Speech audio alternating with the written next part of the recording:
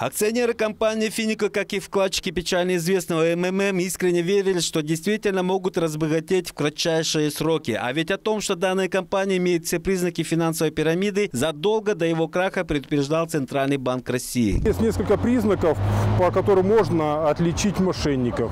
Это массированная агрессивная реклама в интернете, в социальных сетях, обещание высокой доходности.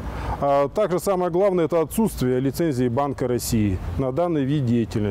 Именно по такой схеме от имени компании «Финика» в Туве действовала местная жительница, которая обещала своим вкладчикам высокую прибыль в 20-30%. Как было сказано в одной умной книге, и тут Остапа понесло. Сумма вкладов исчислялась миллионами. Отрезвление к людям пришло, когда на их счета перестали поступать проценты от вложенных денег, а потом им и вовсе отказали в возврате вложенных капиталов. На сегодняшний день в органы внутренних дел поступило обращение от 21 пострадавшего.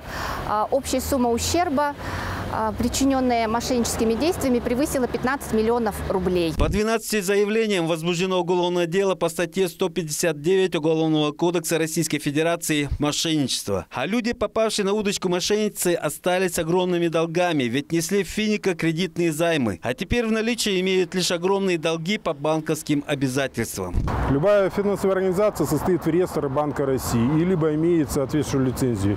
Прежде чем инвестировать свои деньги, необходимо внимательно проверить информацию об организации на сайте Банка России.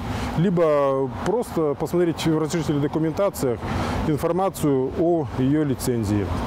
Сделать это можно просто в мобильном приложении ЦБ онлайн. Если компании нет в списках, то мы рекомендуем отказаться от ее услуг.